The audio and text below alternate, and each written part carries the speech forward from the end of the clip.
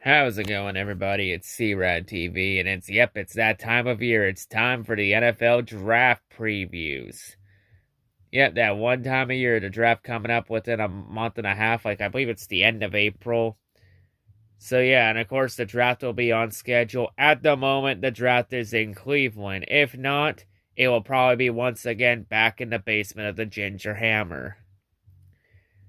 So, of course, this year's draft, it's going to be all over the place this year. A lot of talent's going to go all over the place, a lot many of these players played college ball this year because of the pandemic.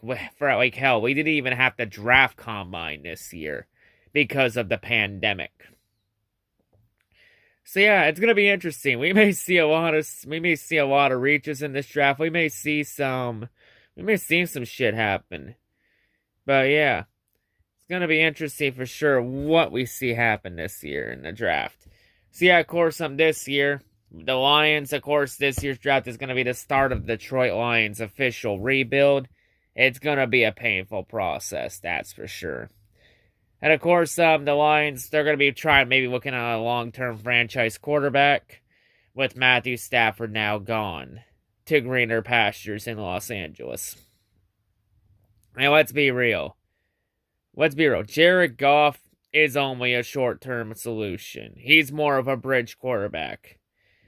So either this year or next year, the Lions have to look at finding Jared Goff's eventual successor. Since Goff's more like Alex Smith, but with two healthy legs. But anyway, because this year's draft class is loaded along with next year's draft class. So yeah, the Lions got a lot of holes to patch up. And there's been possibilities that the Lions could trade down from 7. I don't see it happening, but you never know. Maybe Brad Holmes is better at possibly trading down than Bob Quinn was. We'll have to wait and see what happens. But yeah. Anyway, the Lions, they're not pressured into taking a QB this year, but it would be nice to. But anyway, we got a few QB prospects to go over since this QB draft class is pretty good this year. So yeah, anyway, enough talk. Let's go ahead and let's take a look at this year's 2021 NFL QB draft class. So the first QB we're going to go over here, he's more than likely expected to be the first overall pick to the Jacksonville Jaguars, but fuck it, since he's expected to go in the first round, and we're going over first round QBs, we're going over him anyway, even though there's no way in hell he'll be there at 7. We got hailing out of Clemson, standing 6'6", weighing 220 pounds. We got football Jesus. Trevor Lawrence. So yeah, Trevor Lawrence, he's your prototype accuracy QB, so he's very accurate throwing that football with authority. So in terms of Trevor Lawrence's strengths, everyone was very high on Trevor Lawrence. He's pretty much a generational talent. Like how the whole point of this NFL season for a lot of teams that are rebuilding, the whole point this year was tank for Lawrence. So yeah, let's go over Trevor Lawrence. So Trevor's strengths, he's a tall, broad-shouldered athlete, has the frame to easily add maybe another 10-15 pounds. Has quick setup, balanced feet, clean weight transfer, smooth over-the-top delivery, snappy release. The ball explodes out of his hand when he wants to throw it velocity, so he can throw that ball with authority. Often does lead in cutting slants and post routes.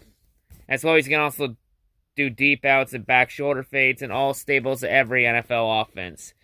He also complements his fastball with beautiful touch, shows the ability to drop the ball in the bucket, down the seam, and the sideline. He's a limber athlete, accelerates quickly, possesses excellent top-end speed for the QB position. Since a lot of the QBs are now starting to be more mobile, which is pretty much the direction this league is starting to head, is mobile QBs. Especially given his height and his impressive accuracy on the move. And often he lures rushers towards him before firing accurate passes around or over top of them, so he can sucker players in when scrambling to find someone wide open. He also shows impressive poise, spatial awareness, and the bodies around him, ducks and slides and buys time while generally keeping his eyes downfield until someone gets open. He also showed his toughness in brushing off a big hit rule targeting in the second quarter of the 2020 Fiesta Bowl, which sparked a comeback after falling behind Ohio State 16-0, and then he threw the game-winning touchdown with 1:49 remaining. So he has shown that he can battle adversity in big-time games when it matters the most. and can come in clutch.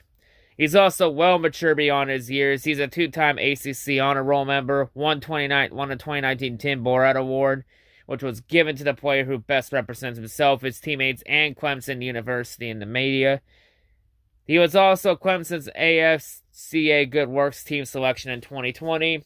In terms of his weaknesses, though, he takes more risks in the ball than his 17 career interceptions would suggest.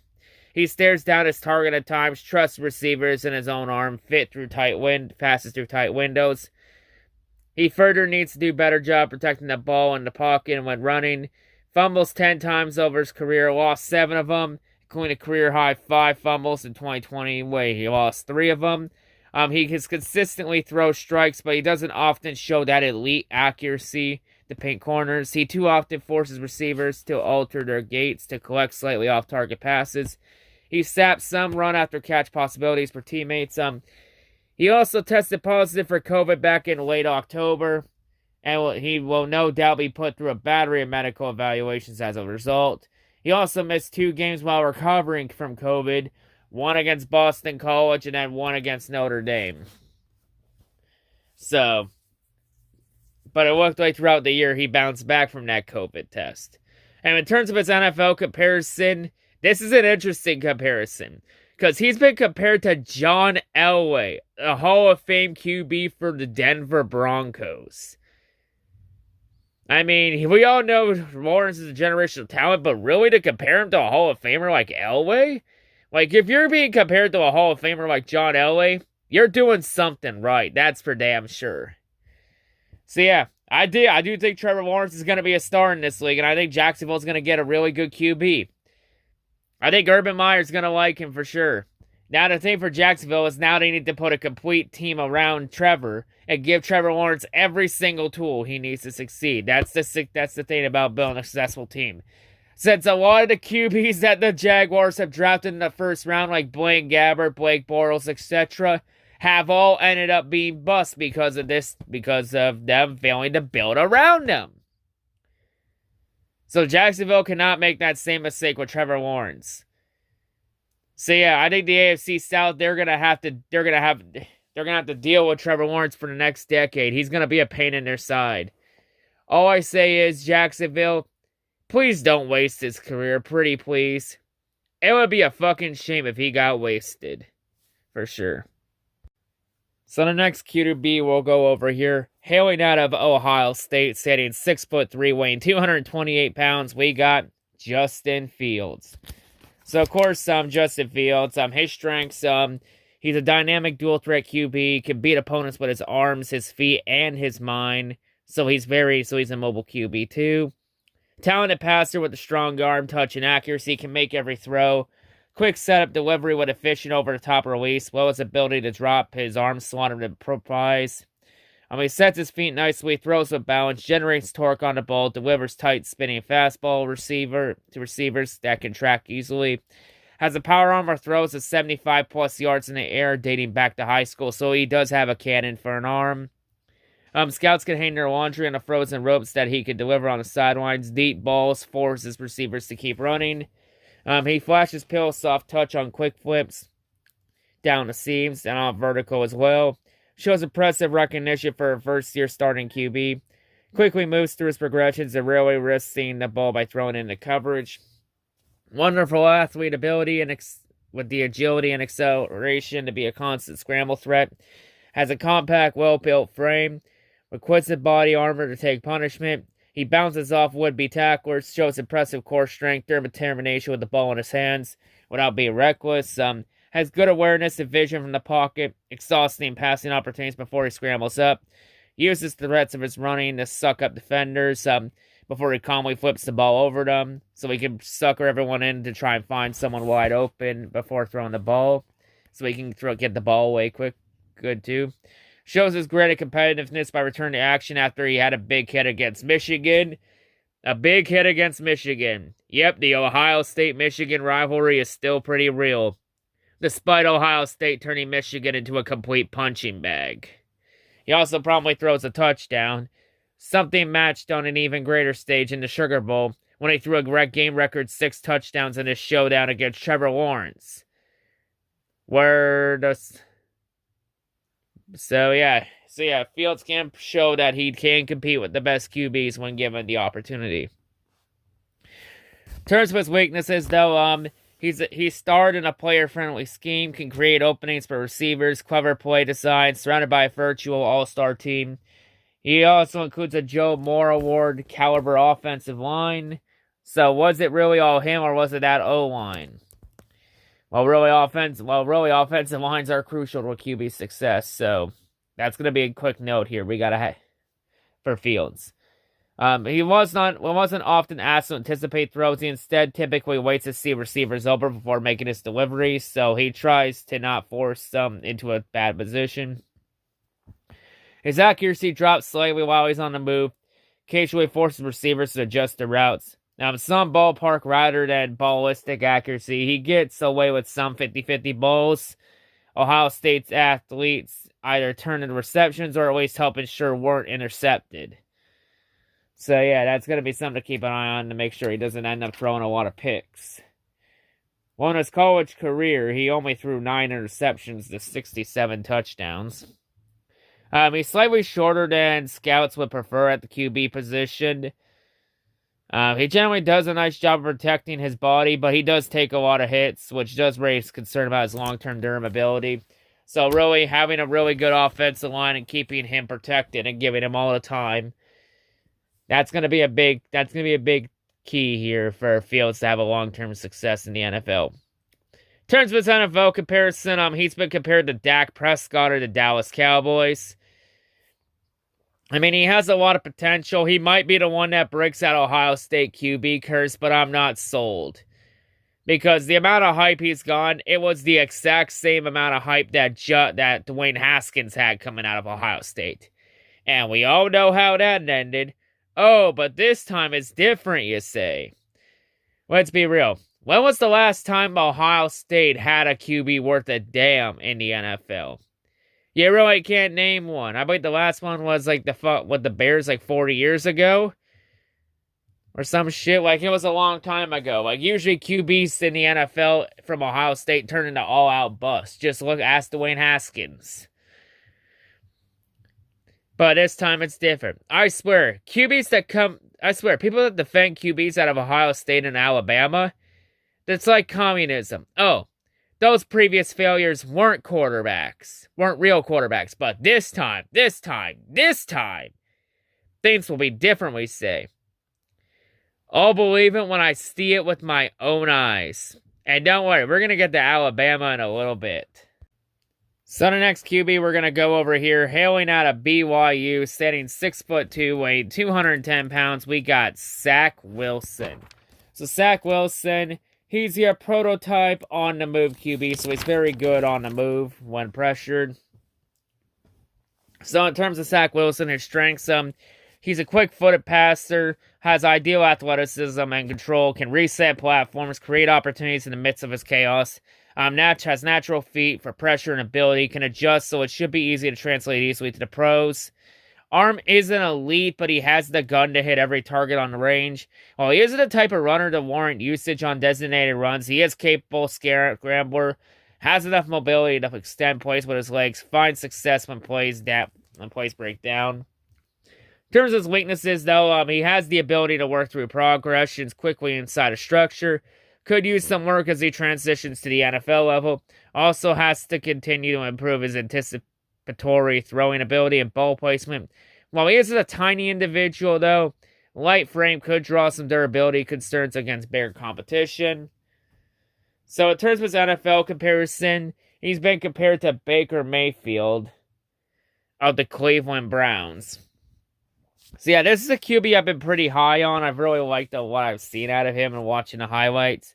But he's more than likely probably going to go to the New York Jets with the second overall pick, since the Jets are looking to move on from Sam Darnold.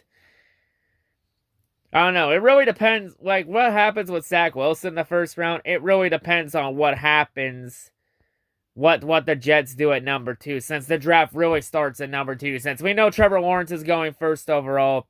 Second overall expected to be Zack Wilson, but we've seen the Jets before where they butt fumble these kind of situations. So whether the Jets butt fumble and pass on Zack Wilson, that's yet to be seen. But yeah, I mean, if by some chance he falls to 7, you gotta take him for sure. But yeah, someone I'm high on, but more than likely he's not gonna be there at 7. It's a shame. So the next QB we're gonna go over here, hailing out of North Dakota State, standing 6'3", 226 pounds. This is a QB I've been pretty high on. Like, for any mock drafts I do, I usually have this QB with the Lions at the 7th overall pick. I got Trey Lance. So Trey Lance, he's a prototype arm strength QB, so he has an absolute fucking bazooka of a cannon arm, which is one of the first strengths that we're going to go over here, which is his absolute strong arm, had a massive frame. His talent jumps out when compared to his FCS competition. He also has one of the strongest arms in this year's QB draft class. His ability to test defense every level of the field, create with his legs, makes him a danger for any opponent. While he's not an elusive runner, he's strong through contact, can consistently create yardage after hits. Very accurate, consistently keeps the ball out of danger with his placement. Some main weaknesses, though, his processing speed, still work in progress. He must get faster, though, going through progression as a pro. So he's going to need some time this season before he really hits his stride. You know, that's pretty much understandable since some QBs in the NFL need a longer development curve than any other position. Natural physical tools allows him to improvise his way to success on most occasions in college. Overall lack of polish, going to make the learning curve a bit tougher. Could require some time before he takes over a starting role. So best case scenario, he could end up sitting behind someone for a year or two to learn under before he's ready to go and gets the keys to the kingdom. In terms of his NFL comparison, he's been compared to Cam Newton of the New England Patriots. We all know how great Cam Newton was at the start of his career. Not really as much. Mainly because Cam Newton has had issues staying healthy. But when Cam Newton stays healthy and everything goes right, he's a very damn good player. But yeah, and one of the main strengths Matt Stafford had was a strong arm. So we can replace a strong arm QB with another one. And more than likely, this would be a good idea to take Trey Lance and have him sit behind Jared Goff for a year or two. Since really the Lions can't really move on from Jared Goff's contract this year because of the $43 million dead cap hit. Next year, that dead cap hit goes to $15 million, and then the Lions can opt out of that contract after 2023. So maybe best case scenario, we could draft Trey Lance, have him sit a year or maybe 2 behind Jared Goff, and maybe give Jared Goff 1 year to prove himself. Who knows? Maybe even create a QB competition for training camp. But yeah. Definitely for sure, if the Lions are going to go quarterback at 7, I would say the pick needs to be Trey Lance for sure. I say if you're going to go QB, go Trey Lance.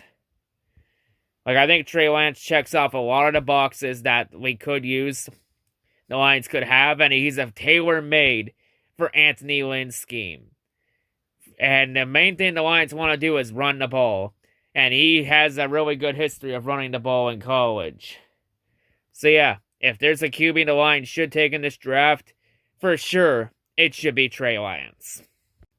And the final quarterback we're going to go over in this video, we got hailing out of Alabama, standing 6'2", weighing 214 pounds, we got Mac Jones. So Mac Jones, he's your prototype setup release QB. So he's very good at setting up and getting the ball out. So in terms of his strengths, he has a good feel for attacking with accuracy at all 3 levels of the field. Ball placement, and his ball placement regardless of his distance, which stands out. Mechanically sound, possesses a good base as a thrower, delivers passes with clean stroke. Smart with his decisions, won't force passes if he doesn't have ideal leverage for the throw. Control over Alabama offense stands out, had a great command over the system. His weaknesses, though, he's unable to extend plays much with his legs. Shouldn't be trusted to make things happen as a scrambler. Arms relatively average. Isn't able to make a ton of high-velocity throws when working off platform. He will need to improve his quickness when working through progression as a pro, so he's going to need some maybe seasoning before he could reach that potential. In terms of his NFL comparison, he's been compared to Jared Goff of the Detroit Lions.